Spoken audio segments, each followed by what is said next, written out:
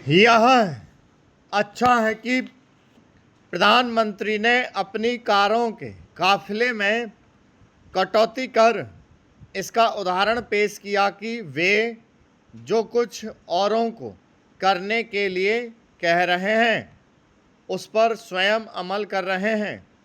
उनकी ओर से अपनी कारों के काफिले को छोटा किए जाने के बाद कुछ केंद्रीय मंत्रियों ने भी ऐसा ही किया है। आशा है कि भाजपा शासित राज्यों के मुख्यमंत्री एवं मंत्री भी इसका अनुसरण करेंगे, लेकिन ऐसा ही गैर भाजपा शासित राज्यों में भी दिखना चाहिए। इसी के साथ ही सांसदों, विधायकों, अन्य जनप्रतिनिधियों के साथ नौकरशाहों को भी ऐसा ही करना चाहिए। किफ़ायत का परिचय देना किसी सरकार या दल विशेष का विषय नहीं, यह एक राष्ट्रीय आवश्यकता है और केवल वर्तमान की ही नहीं, चूँकि हम एक विकासशील देश हैं। इसलिए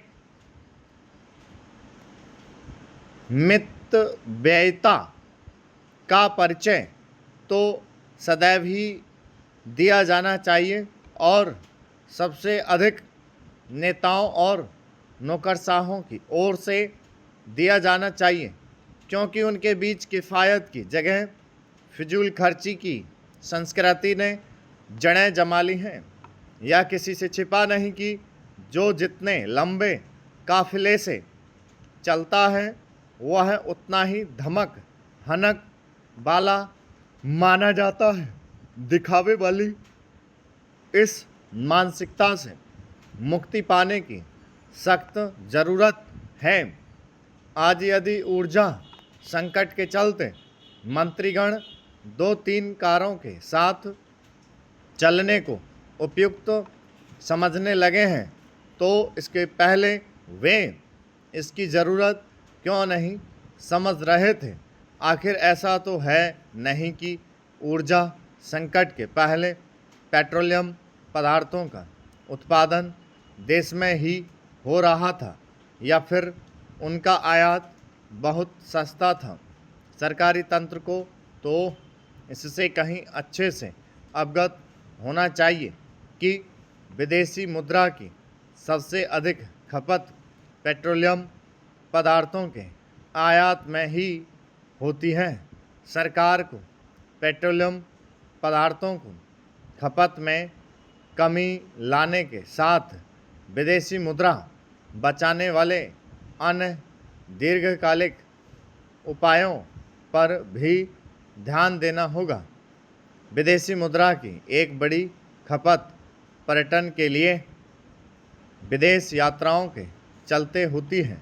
ऐसा इसलिए होता है क्योंकि देश में वैसे पर्यटन स्थल और पर्यटकों के अनुकूल माहौल विकसित नहीं हो पाया है, जैसा मालदीव, थाईलैंड और श्रीलंका जैसे देशों ने विकसित कर लिया है। यह तब है जब भारत पर्यटन स्थलों की दृष्टि से कहीं अधिक समृद्ध है। इसके बाद भी स्थिति यह है कि अब लोग शादियां, पार्टियां आदि करने के लिए भी विदेश जाने लगे हैं। विदेशी मुद्रा की एक बड़ी खपत विदेश पढ़ने वाले जाने वाले छात्रों के कारण भी होती है। हमारे छात्र बड़ी संख्या में विदेश पढ़ने इसलिए जाते हैं क्योंकि देश में गुणवत्तापूर्ण शिक्षा के केंद्र विकसित नहीं हो पा रहे हैं। अच्छा हो कि सामान्य दिनों में भी फिजूल खर्ची पर लगाम लगाने एवं विदेशी मुद्रा बचाने की संस्कृति विकसित की जाए। बिहार सरकार द्वारा सहयोग पेट्रोल पोर्टल और हेल्पलाइन 1100 की शुरुआत प्रशासनिक व्यवस्था को अधिक जवाबदेह बनाने की दिशा में महत्वपूर्ण कदम है। स्टॉप